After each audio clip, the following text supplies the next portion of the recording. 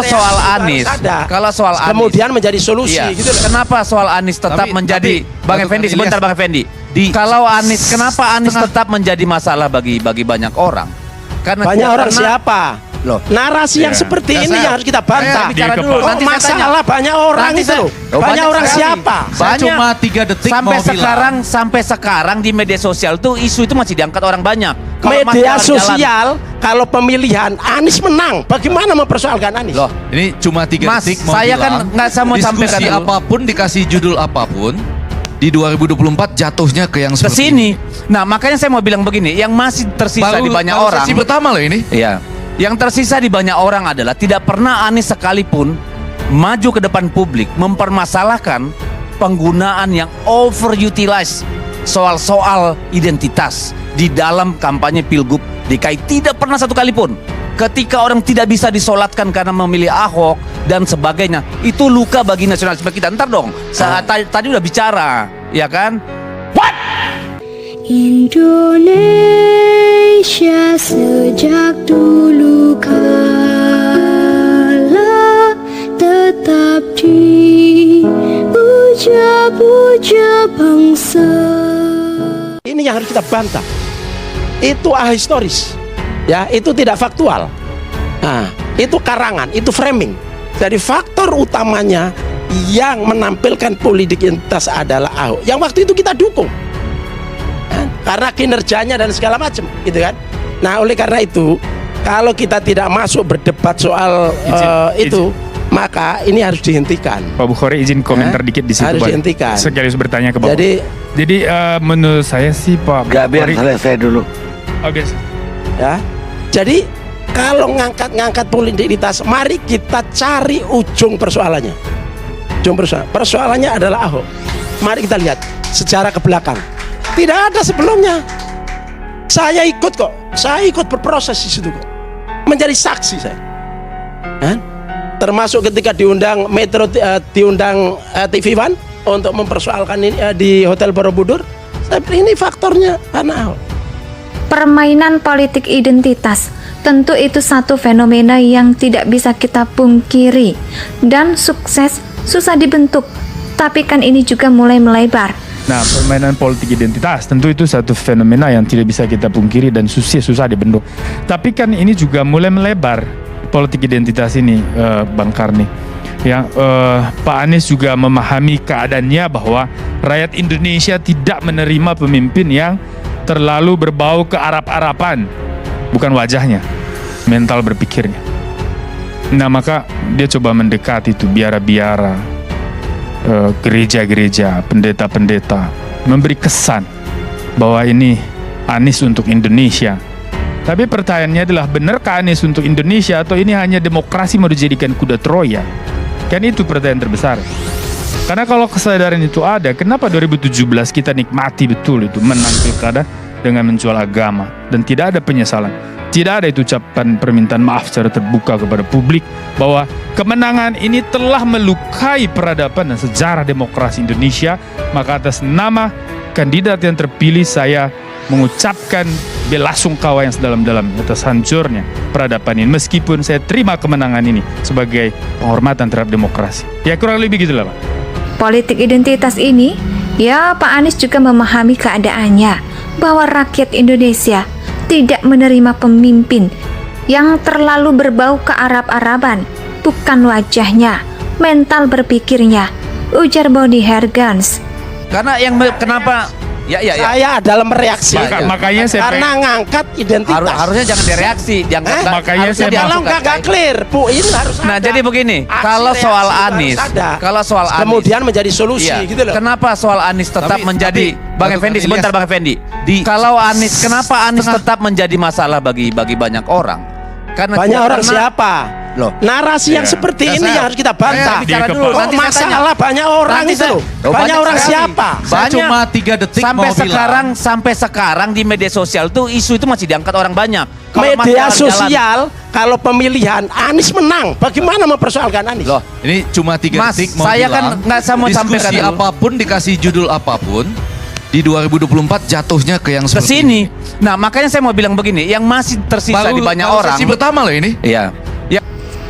Kita sama-sama bernarasi, kita saling menghormati narasi. Tapi kalau terus-menerus dinarasikan, seolah-olah Anies itu membahayakan bagi bangsa. Dan ini saya kira yang harus kita bantah. Yang tersisa di banyak orang adalah tidak pernah Anies sekalipun maju ke depan publik mempermasalahkan penggunaan yang overutilize soal-soal identitas di dalam kampanye Pilgub DKI. Tidak pernah satu kali pun. Ketika orang tidak bisa disolatkan karena memilih Ahok dan sebagainya, itu luka bagi nasionalisme kita. Ntar dong, tadi udah bicara, ya kan? Jadi ini bukan soal Anies semata. Ini soal apa yang dia representasikan. Itu yang menjadi persoalan bagi banyak orang, ya termasuk saya, gitu loh. Boleh.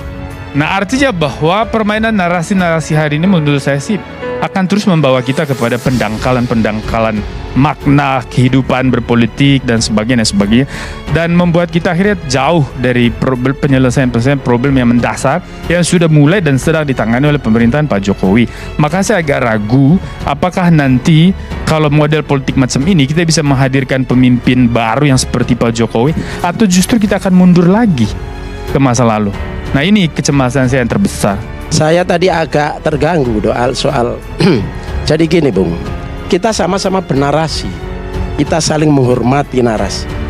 Tapi kalau terus-menerus dinarasikan seolah-olah Anies itu membahayakan bagi bangsa, dan ini saya kira yang harus kita bantah.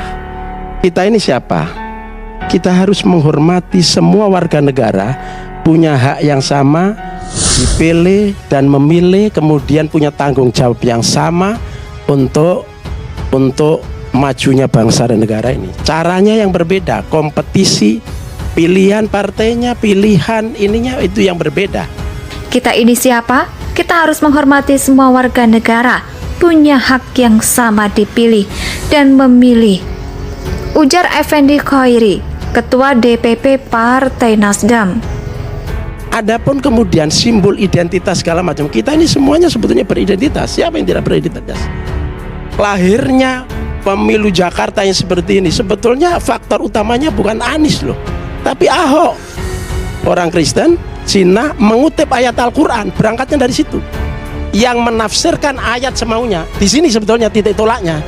Apa nggak tahu ini dilupakan yang menjadi penyebab. Lalu kemudian ada reaksi dari aksi Ahok, kemudian ada reaksi yang berbau agama itu kemudian dijadikan satu framing seolah ini politik identitas dan dialamatkan kepada Anies. Dong saya mempersoalkan Anies karena tidak pernah stand up di depan publik. Saya minta maaf, saya menyesal bahwa dulu pendukung saya melarang orang disolatkan hanya gara-gara beda pilihan dalam politik. Ya, itu biar kita clear dulu. Jadi itulah yang kemudian membekas di banyak orang sehingga sampai sekarang masih dilabeli. Ya. Nah, barulah ada reaksi. Dan harus disadari, reaksi itu dari mayoritas rakyat, di mana Indonesia itu mayoritas Muslim.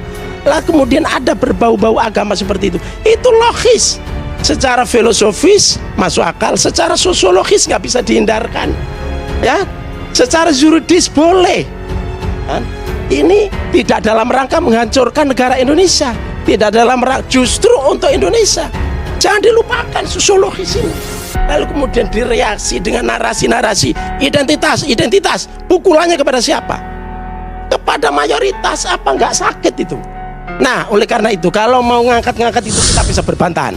Karena itu akhiri framing politik identitas seolah-olah itu negatif bagi kami yang Muslim mayoritas, bagi Anies secara spesifik dijuluki bapak politik identitas segala macam. Ini saya kira tidak fair. Ini harus diakhiri. Ke depan kita kompetisi ide, gagasan bagaimana Indonesia ke depan, menyelesaikan utang, bagaimana kesejahteraan rakyat, bagaimana keadilan hukum dan segala macam. Kita debat di situ. Itu satu hal. Yang kedua, sebentar dong. Tadi kan udah panjang lebar. Dalam konteks ini, habis ini saya kasih. dalam konteks ini. Habis ini saya kasih. Nanti panjang juga boleh. Itu lalu yang kedua, ini udah kacau. Ini udah terlalu jauh. Ya makanya yang terakhir, yang kedua. Ini tadi saya mengatakan, ini Ketika Golkar mau maju presiden tidak pernah ada saya lihat masalah. Ketika Pak Prabowo mau maju tidak pernah dipermasalahkan. Tidak pernah menjadi isu publik. Lalu kenapa? Karena memang dengan memilih itu secara sadar Nasdem sudah mengatakan bahwa yang namanya nawacita out of date, kami mau pembaruan dan perubahan. Itu kan logika berpikirnya yang dengan sendirinya akan mendelegitimasi, mendegradasi apapun yang dikerjakan oleh Jokowi selama 10 tahun. Itu yang menjadi problem. Fasih, dan itu rakyat mayoritas Indonesia. Nah, oleh karena itu saya kira kita tidak debat di sini. Kita harus maju ke depan dan nggak perlu ada yang dikhawatirkan kalau ya jadi calon presiden Cina atau Arab, keturunan Arab atau Jawa atau luar Jawa itu kemudian Indonesia itu bubar. Tidak. Semua kita harus berprasangka baik. Semua punya nilai-nilai dan komitmen yang sama untuk Indonesia ini. Sekali lagi jangan ajari kami tentang nasionalisme. Jadi ini kan Bang Karni sebentar Bang. Saya kira kan ini kan ya saya melihat cantik sekali lah tikungannya Pak Effendi Hoiri ini ya. Kalau dibandingkan dulu ketika membela Ahok mati-matian di Pilgub, tapi saya menyangkan lah diskusi kita menjadi soal etnisitas. Iya. Ya. Justru ketika kita mengatakan kita sudah sangat nasionalis jangan dikuliahin, tapi dari tadi narasinya mengangkat soal itu, harusnya udah selesai itu. Bukan yang gimmick-gimmick seperti itu. Kemudian nge-frame orang semaunya sendiri. Itu satu. Yang kedua. Yang berikutnya kearap-arapan. Apa bedanya dengan kecina-cinaan?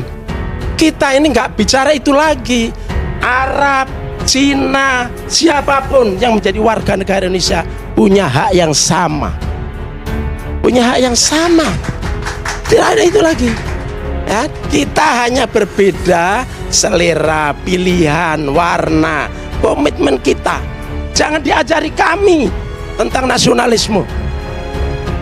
Kami fasih menjelaskan butir-butir tentang Pancasila itu dengan dimensi keagamaan yang sesuai dengan sosiologi dan antropologi Indonesia.